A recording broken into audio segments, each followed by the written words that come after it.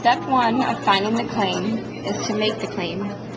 While we claim that the percent of students having been in a car accident while driving is 25% at the high school of Formanek. Your total surveyed would be 75, which is your N. And the question was, have you ever been in a car accident while driving?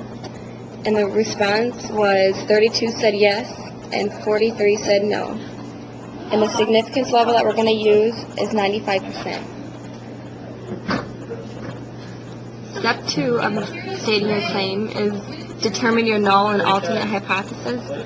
Your null would be P equals 0.25 because that is what you are testing. And your alternate hypothesis would be P does not equal 0.25 because you do the complete opposite. And a reminder, you always test the null. Step 3 would be making the graph.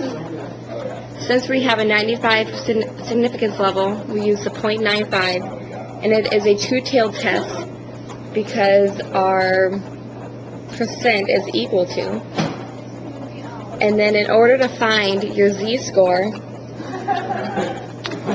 you type in second bars and go down to inverse norm, and you type in 0.025.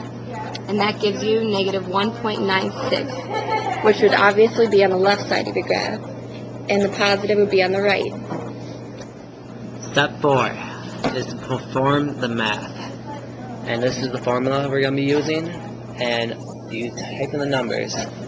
You go follow this line, and all the numbers would come out to that, which is 0.42 minus 0.25. divided by the square root of 0.25 times 0.75 divided by 75. And that comes out to equal 0.717 divided by 0.05, which then transforms into 3.4. And then some questions you might have for this formula is what's P hat, what's P, what's Q, and what's N?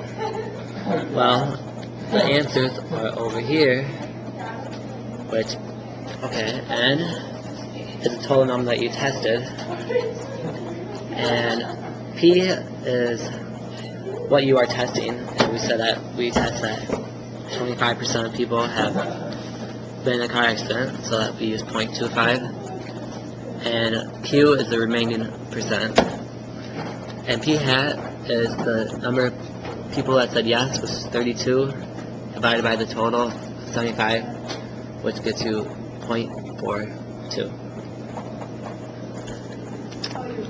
Step 5, place it on the graph, and it as being 3.4. So if you remember the graph, 1.96 is right here, and 3.4 is way over here.